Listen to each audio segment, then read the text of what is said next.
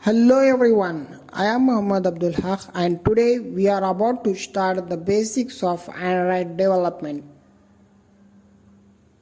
Before starting anything, one should know about its basic components. Similarly, to learn Android development, you should know about Android components. Let us understand which components are based on Android app development.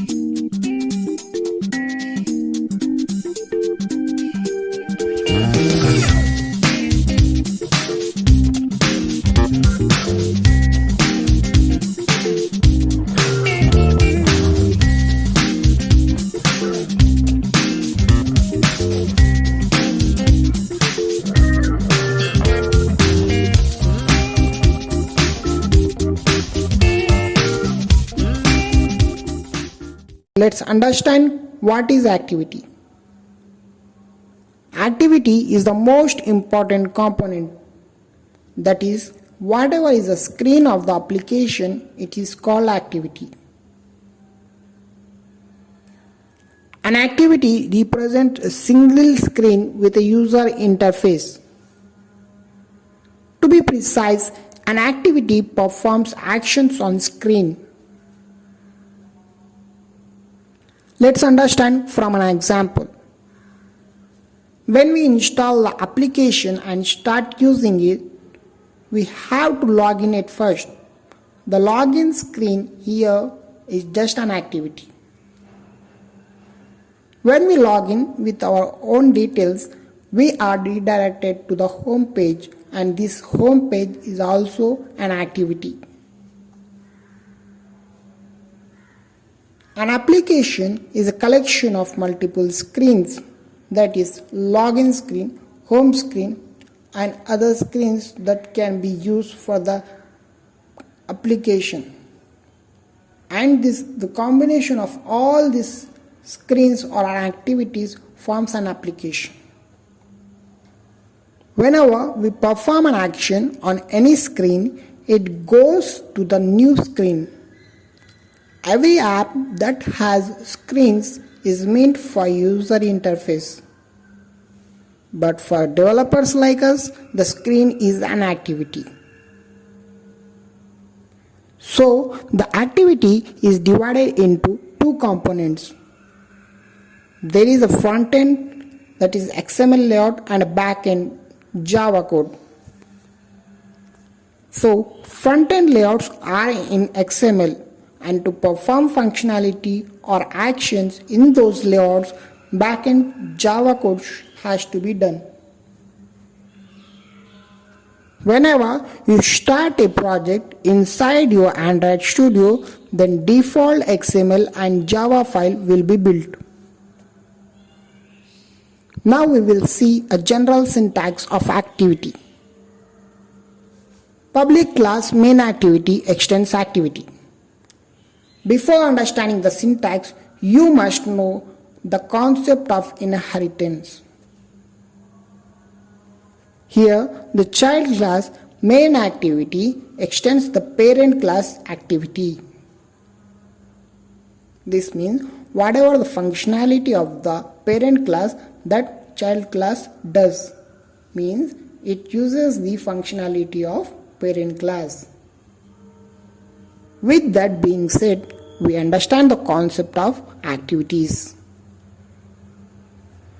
Now, moving on to the second components, that is services. What is the use of services? A services is a component that runs in the background to perform long-run operations. If we are getting any work done without user interface, means it will be working in the background. If you didn't get any glance, then let's take an example. If you want to download something from an application, but you do not have to see its user interface, that means the download should run in the background. In order to achieve this functionality, we use the services component. Let's see the syntax of services. Public class my service extends service. So here, to use the functionality of services component, you have to extend the service class. Now let's understand the concept of broadcast receivers. Broadcast receivers simply respond to the broadcast messages from other application or from the system.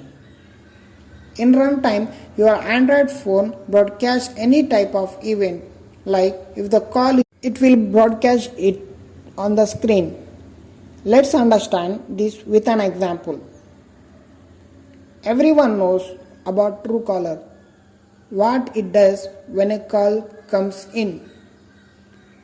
Using broadcast receiver in its application, it sends a pop-up window through the broadcast receiver so that the user can know the call details before the call comes.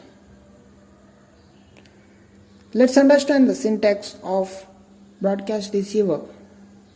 Public class myReceiver extends broadcast receiver.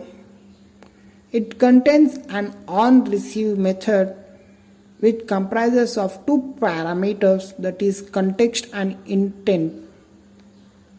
Here onReceive is an abstract method of broadcast receiver. So whenever you have to run any event through broadcast receiver, then you can perform it by writing code in onReceive method. Moving on to the fourth component, that is content provider.